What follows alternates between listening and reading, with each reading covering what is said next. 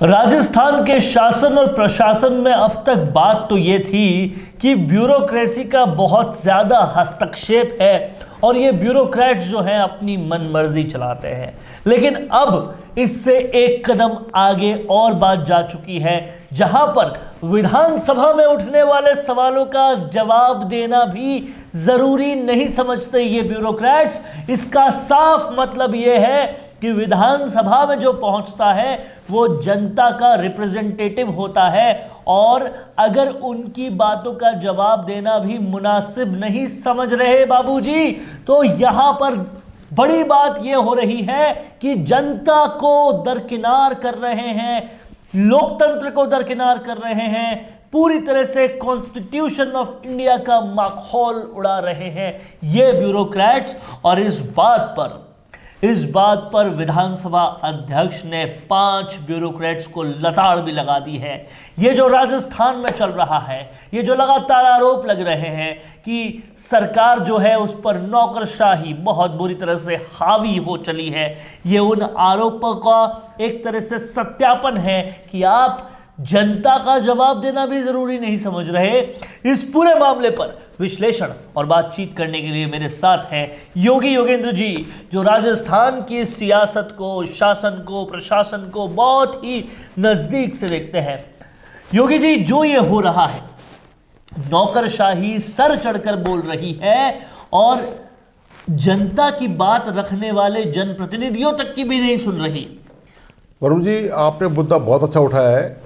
सवाल ये कि नौकरशाह जनप्रतिनिधि की क्यों सुने, जिनको हर मामले में हर तरह से आवेदन मिला हुआ हो, सरकार के लेवल पर हो, करप्शन के लेवल पर हो। अभी पिछले दिनों सरकार इन्हीं नौकरशाहों को बचाने के लिए एंटी करप्शन डिपार्टमेंट ने एक सर्कुलर निकाला था कि भ्रष्टाचार के मामलों में नाम उजागर नहीं किए जाएं। आप बताइए, सरकार नौकरशाहों को इस हद तक बचा रही है कि उनके भ्रष्टाचार में लिप्त होने के नाम उजागर नहीं किए जाएं। उनके मंत्रियों, उनके सांसदों, मैं सत्तारूढ़ दल की बात कर रहा हूँ, कांग्रेस की जो राजस्थान में है, इनके विधायक, इनके सांसद, इनके मंत्री वो खुद बिलबिला रहे हैं।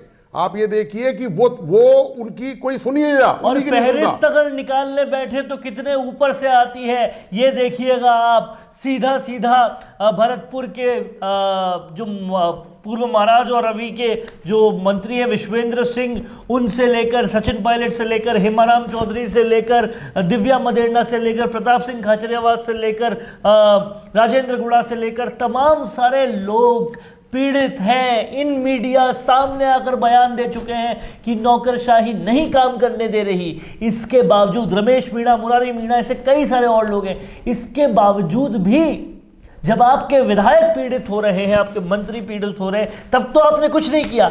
लेकिन उस पटल पर जहां पर सारी जनता की समस्याएं रखी जाती हैं, जहां पर जनप्रतिनिधि बोलता है, पूरी जनता देखती है, सार्वजनिक होता है विधानसभा का सत्र, और वहां पर भी आपने जनता को दरकिनार करने की, जनप्रतिनिधि को दरकिनार करने की ऐसी हिमायत कर दी कि पूरी तरह से लोकतंत्र का माहौल उड़ गया। क्या ये लोकतंत्र के ऊपर एक भद्दा मजाक नहीं है? एंकरिंग करना हो या रेडियो शो होस्ट करना हो या फिर किसी मैच की लाइव कमेंट्री करना हो, इन सब के लिए आपको विशेष योग्यता चाहिए होती है। आकर्षक आवाज, आत्मविश्वास, भाषा पर पकड़, जानकारियां और प्रेजेंस ऑफ माइंड जैसी योग्यताओं का होना अनिवार्य है। टीवी या रेडियो एंकर या कमेंटेटर के पास स्पष्ट आवाज में बोलने की कला होनी ही चाहिए। अब तो उन्हें अपनी स्क्रिप्ट भी कई बार खुद ही लिखनी होती है। ऐसे में जर्नलिज्म बैकग्राउंड का होना भी अच्छा रहता है। साथ ही टेक्निकल सिस्टम को समझने की दक्षता भी हो तो ये रिकॉर्डिंग के समय अच्छा है। अच्छी आवाज और कुशल संचालन योग्यता आपको शुरुआती स्तर पर तो काम दिला सकती है, पर लंबी पारी खेलने के लिए आपको इन सारी स्किल्स का होना जरूरी है। इन सारी बारीकियों को अगर आप गहनता से समझना चाहते हैं तो आज ही नीचे दिए हुए नंबर पर संपर्क करें। आप वरुण जी, ये देखिए, लोकतंत्र पर भद्दा मजाक तो ये इसलिए है कि सरकार जब खुद ही उनके कारनामों पर, काले कारनामों पर पर्दा डाल रही है।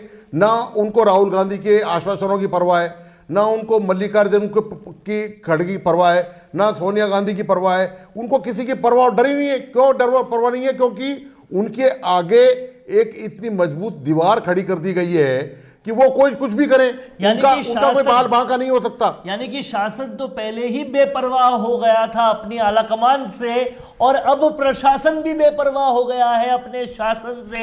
ऐसी बेपरवाही से जो लापरवाही आ रही है उसका जनता भुगतान कर रही है लगातार, चाहे वो पेपर लीक का मामला हो, भ्रष्टाचार का मामला हो, विकास नहीं होने का मामला हो, हर तरफ राजनीति होने का मामला हो, पूरी तरह से क्राइम बढ़ने का मामला हो।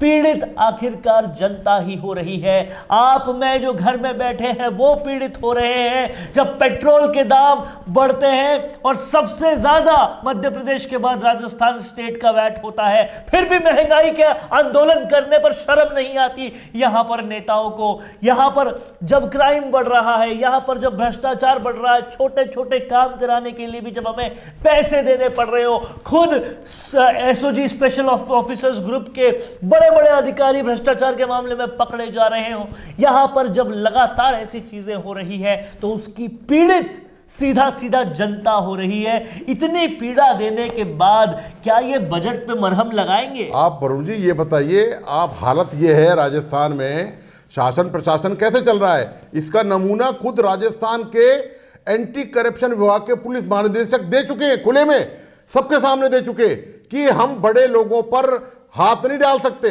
आप बताइए कितने सारे मामले हैं जिनकी राज्य सरकार ने अधिकारियों के खिलाफ भ्रष्टाचार के मामलों में चालान की अनुमति नहीं दी। सैकड़ों मामले चल रहे हैं, सरकार उनके खिलाफ भ्रष्टाचार के मामले अदालत में ले जाना ही नहीं चाहती है। मतलब नौकरशाही और सरकारी नौकरों की आप हद देखिए, इस हद को वो पार कर चुके हैं कि वो शायद सरकार से भी तो उनको डर ही नहीं है किसी बात का। जहां पर एक वो विधानसभा अध्यक्ष से क्या डरेंगे बताइए आप उनको परवाह ही नहीं है लोकतंत्र की, उनको जरूरत ही नहीं है। एक तरफ सर जिक्र कर रहे हैं एसीबी के महानिदेशक का, जहां उन्होंने कहा कि हम बड़े लोगों पे हाथ नहीं डाल सकते, दूसरी तरफ एसओजी की टॉप ऑफिसर कहती है कि हमको तो ऊपर के लोगों को भी इससे ही जाहिर है। आप बताइए, अब जब एसओजी के, और बताइए अभी तक इस बात का खुलासा नहीं हुआ है। आप आश्चर्य देखिए कितने जबरदस्त पर्दे में चीजों को रखा जा रहा है कि अभी तक इस बात का खुलासा नहीं हुआ है कि आखिर वो अधिकारी कौन से थे जिन पर ये भ्रष्टाचार का पैसा जो वो डीएसपी ने लिया था वो जाना था ऊपर तक। अभी तक वो दिव्या मित्तल के मामले में ये खुलासा नहीं हुआ है, किसी भी जांच एजेंसी ने ये खुलासा नहीं किया है। यही देखिए हाल पेपर लीक प्रकरण का। पेपर लीक प्रकरण में जिन नेताओं के नाम या अधिकारियों के नाम आए, सरकार आज तक उनका खुलासा नहीं कर सकी है। मुख्य अभियुक्त आज भी फरार हैं, वो अरेस्ट नहीं हुए। पर्दे के पीछे रहने की हद तो ये देखिए कि सीबीआई जांच ना हो, इसके लिए हर संभव प्रयास किए जा रहे हैं, अनुशंसा दी। ये मामला आप बताइए, सड़कों से लेकर सीबीआई की जांच का पेपर लीक प्रकरण का भारतीय जनता पार्टी के सांसद ने लगातार धरना प्रदर्शन किया। उनको समर्थन देने के लिए कांग्रेस के विधायक आ गए, कांग्रेस के नेता, कांग्रेस के मंत्री, कांग्रेस के सांसद उनके समर्थन में आ गए। इसके बावजूद आप देखिए विधानसभा में कई बार ये मामला उठ चुका, जब खुलेआम सड़क पर वो ये ऐलान कर रहे हैं कि सीएमओ के अधिकारी भी इसमें शामिल है, इसमें मंत्री शामिल है, इसमें नेता विधायक शामिल है, तो इतने ऐलान करने के बाद भी उनको जवाब देने के लिए सीबीआई जांच नहीं करवा पा रहे। वो बैठ गए पूरी तरह से धरने पर, तो भी सीबीआई जांच की मांग नहीं मानी। यानी कि वो जब कह रहे हैं दाल में काला है, तो क्या आप उसका सत्यापन कर रहे हैं? और अगर आप बजट लाने वाले हैं कल की तारीख में, उस बजट से पहले क्या ये सीबीआई की जांच का आश्वासन मानेंगे? वरुण जी मैं तो ये कह रहा हूं, पूरा सरकारी तंत्र, पूरा शासन प्रशासन, इनको चलाने वाले नौकरशाह ब्यूरोक्रेट अधिकारी, वो पूरी तरह से भ्रष्टाचार से की सड़ांध मार रही है, उसमें से बदबू आ रही है। अब वो बदबू विधानसभा तक पहुंच गई है। अभी तक तो आम लोग परेशान थे। आप सरकारी दफ्तरों में जाके देखिए, आपको दलाल मिलेंगे। आप आए दिन एंटी करप्शन के छापे देखिए, आप कौन है, कौन पकड़ा जा रहा है उनमें कौन से, कभी भी सरकार ने ये वो सरकार है, ये वो कांग्रेस है जो राष्ट्रीय स्तर पर, राज्य स्तर पर भ्रष्टाचार के मामलों में जीरो टॉलरेंस का प्रतिदावा करती है। ये वो कांग्रेस है जो केंद्र सरकार पर, भारतीय जनता पार्टी की जो केंद्र में सरकार है, उस पर आरोप लगा रही है अडानी को लेकर। आप अपनी गिरेबान में झांक कर नहीं देख रहे कि यहां पर आपके नौकरशाह विधानसभा तक को जवाब नहीं दे रहे हैं कि उन्होंने कामकाज क्या किया। विधानसभा ने कोई पर्सनल उनके बारे में ब्यौरा नहीं मांगा है, उनके परिवार के बारे में कोई जानकारी नहीं मांगी है। जिस बात का वेतन भत्ता और सुविधाएं जनता की खून पसीने की गाड़ी कमाई से वो उनको मिलती है, वो जो काम उसके बदले में करते हैं, उन वातानुकूलित कक्षों में बैठकर, सरकारी बंगलों में बैठकर, शानदार गाड़ियों में बैठकर, लग्जरी गाड़ियां उनके पास हैं, उसके बदले में जो वो काम कर रहे हैं जनता का, टेबल कुर्सी पे बैठकर कर रहे हैं वो काम, वो फील्ड में जाकर काम नहीं कर रहे, उसका जवाब देते हुए विधानसभा को नहीं बन रहा है। साल भर हो गया है आपको प्रश्न लगाए हुए, उसके बावजूद आप पर वही चिंता नहीं है। लोकतंत्र का ऐसा माहौल जिंदगी में मैंने कभी उड़ता हुआ नहीं देखा कि आपने जितनी भी संवैधानिक संस्थाएं, चाहे वो कार्यपालिका हो, चाहे वो व्यवस्थापिका हो और चाहे वो विधायिका हो, आपने सबकी धज्जियां उड़ा रखी हैं और सरकार को कोई दिक्कत नहीं है। सबको सरकार का वरदस्त प्राप्त है। सरकार किसी मामले में, आप बताइए, चीफ मिनिस्टर का एक बार भी बयान आया, अफसोस जाहिर किया? नहीं किया। सीधी सी बात है, सरकार उनको, उनके आचरण को, उनके काले कारनामों को, उनकी अकर्मण्यता को बचाने में लगी हुई है। तो नौकरशाही हो, अफसरशाही हो, सरकारी नौकर हो, ये पूरी तरीके से जो है जनता को त्रस्त करने का सारा जो पूरा सामान है वो बना चुके हैं, और ना तो जनता की ना जनप्रतिनिधि की सुननी है, ये पूरा मन बना चुके हैं। एक कोई दीवार या एक कोई आशीर्वाद या कोई एक अभयदान उनको मिला हुआ है, और वो अभयदान क्या है ये एक ओपन सीक्रेट है, लेकिन कहीं ना कहीं समझ में आता है, पता चलता है कि जनता के साथ जो ये लगातार किया जा रहा है, अब जख्मों को भूलने वाली वो जनता नहीं रही। अब मीडिया, सोशल मीडिया का ज़माना है, जब हर जख्म याद रखे जाते हैं और जब इनका जवाब दिया जाएगा, उस मौके को भी अब 9-10 महीने से ज़्यादा बचे नहीं हैं। तो यहाँ पर संभलने का वक्त है, अगर संभल पाए तो, और नहीं संभल पाए तो नासूर हो जाएंगे ये जख्म